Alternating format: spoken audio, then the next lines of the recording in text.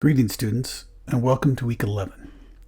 This week, we're going to start our 2-week series talking about the dystopia. So first of all, what we want to begin with is talking about the future. Sort of. We got to go back to the past to talk about the future, though. So in the 1950s, there was a science fiction boom. Now, what caused it? There were a lot of different things that caused it. One is we just come out of World War II, and there were a lot of technological advances during that. Rockets, jets, all sorts of things.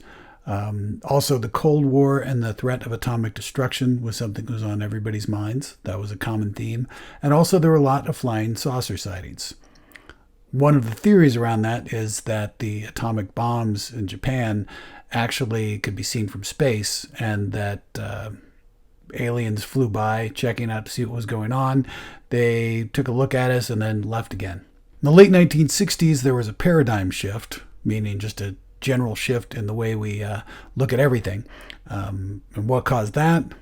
One thing, and you'll see this across all sorts of genres in American cinema, it's the Vietnam War. So it made a lot of people question humanity's ability to create a sustainable future, because we went to Vietnam and spent a long time there, and we didn't win this one quite like we did World War II.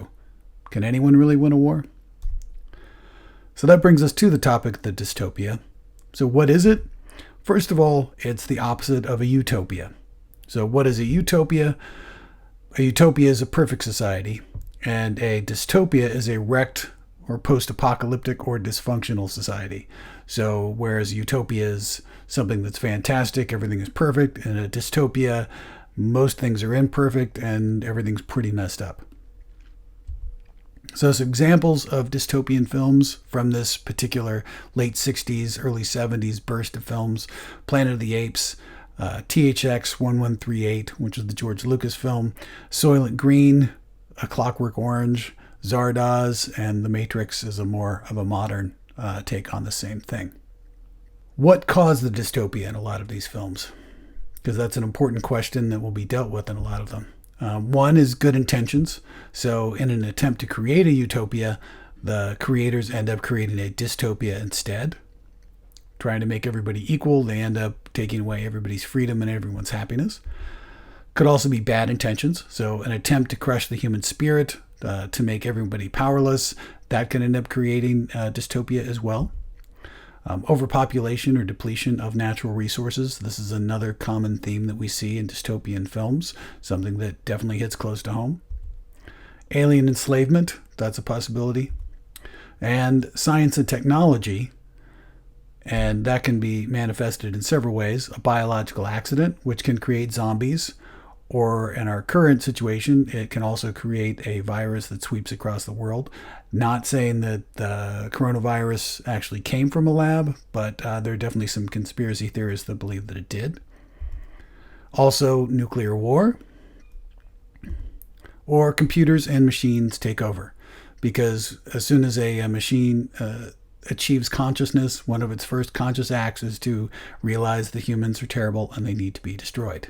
So all of these are possible ways that technology can create a dystopia. So our film for this week, Snowpiercer, from 2013, directed by Bong Joon-ho, who has also recently directed Okja and Parasite. So it's based on the graphic novel series Transpersonnage, which is a French comic series. So our synopsis, so it's 2031, that's only 11 years from now, and on a train that has been circling the globe endlessly for 17 years, the poor and downtrodden from the tail section plan a revolt to take control of the engine and perhaps the world. So this deals with the common theme of the haves versus the have-nots in an impacted and incredibly constricted society, and questions, is survival at any cost really worth it? So if you're trapped on a train and you're in the tail section where everything is terrible, is it really worth continuing to survive? Or do you need to actually take over the front of the train where people have it good? So we'll find out in this film. Also, Harvey Weinstein tried to ruin this movie but failed. His nickname was Harvey Scissorhands. And Bong Joon-ho tricked him into leaving it alone. It had something to do with the fish gutting sequence in the film. So our questions for this week. Number 1, what caused the current state of the Earth? And how is this different or similar to other dystopian movies? Number 2, why do the rear passengers want to get to the front? And why do the people in the front want to keep them in the back? Number 3, why is Curtis a reluctant leader? And what does he achieve at the end of the film? Number 4, why does Namgung want to get off the train? And number 5, what are the pros and cons of Wilford's social structure? Enjoy the film, and I will see you folks next week.